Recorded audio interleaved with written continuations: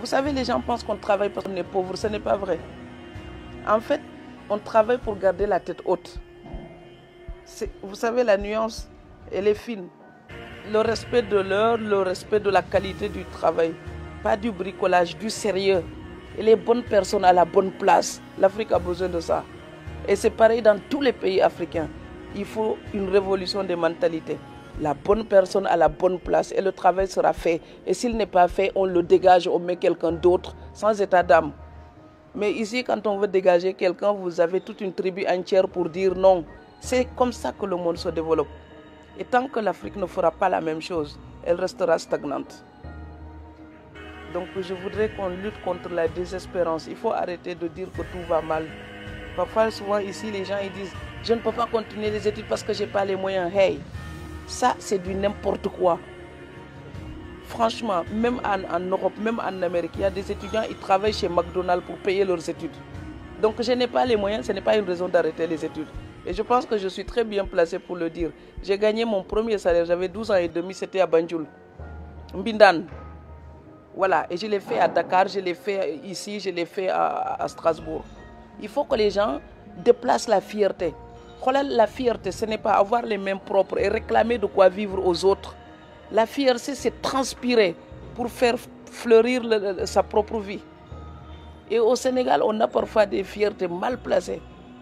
Donc, je suis désolée de dire ça. Ils vont peut-être m'insulter, mais je suis sénégalaise aussi et je peux le dire. Le travail rend les gens plus propres et plus dignes. Donc, il faut qu'on travaille. On dit le sous-développement, mais l'Europe, là, tout le monde veut aller en Europe. Après la guerre, c'était un tas de pierres. Il y a même des gens, ils avaient tellement faim qu'ils mangeaient des rats. Et aujourd'hui, quand on les regarde, ces pays-là, on a envie d'y aller. C'est parce qu'il y a des gens qui ont eu la fierté de dire « Je vais changer mon quartier, je vais changer mon village, je vais changer ma région, je vais changer mon pays. » On peut avoir 1000 rêves ou 2000 rêves et en réaliser seulement un ou deux.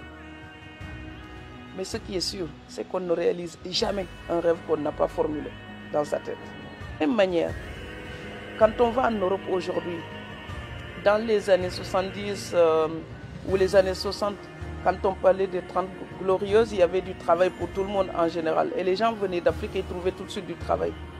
Mais aujourd'hui, quand vous allez dans un quartier en France, par exemple, où les gens ont perdu le boulot, où l'usine a fermé et les gens sont au chômage, franchement, objectivement, comment voulez-vous qu'ils acceptent des gens qui viennent pour ajouter du chômage au chômage?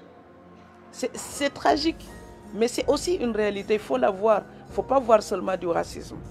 Seulement après, il faut se battre pour dire que des deux côtés, si l'Afrique doit comprendre la réalité européenne d'aujourd'hui avec la crise économique, l'Europe aussi doit comprendre la réalité de l'Afrique. Parce que les gens qui viennent souvent, ils viennent par absence de choix. Quand il y a des guerres, les gens sont sous la menace, ils vivent sous la terreur. Ces gens-là, quand ils partent, ils ne cherchent pas d'abord l'économie. Ils cherchent d'abord la survie, ils cherchent la paix, la possibilité de reconstruire une vie. Et c'est aussi un modèle européen qu'ils vont chercher. Vous savez, c'est aussi l'Europe qui nous a vendu le principe des droits humains. Nous, on l'avait, mais on ne l'a peut-être pas exporté de cette manière-là. Donc, les gens qui partent doivent savoir que si on se bat en Afrique, dans un pays en paix, par exemple au Sénégal, les sommes d'argent que vous utilisez, par exemple, pour payer un passeur, il y a des gens qui ont investi au Sénégal avec moins que ça et ils ont réussi. Il faut oser leur dire. Vous savez, quand on va dans la maison de quelqu'un qui vous dit « Je ne veux pas de vous chez moi », personnellement, ça doit me vexer. Ça doit réveiller mon orgueil. Ça doit réveiller ma dignité. Si je parlais des réfugiés et des immigrés, ça touchait les gens, c'est que cette révolte-là n'est pas seulement la mienne. Si la parole touche les gens, c'est parce qu'eux-mêmes pensent à la même chose. Donc ça veut dire que cette parole-là leur appartient. Je ne fais que leur rendre leur révolte en fait. Nous sommes plus forts si nous sommes tous solidaires pour défendre ces idées-là. Tous les êtres humains, que la peine soit connue ouvertement ou non, tout être humain mène un combat existentiel.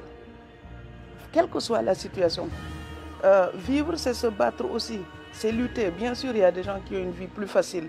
Mais même les gens qui ont une vie plus facile, si on n'est pas égoïste, si on accepte de les écouter, ils ont toujours quelque chose qui fait mal à l'intérieur.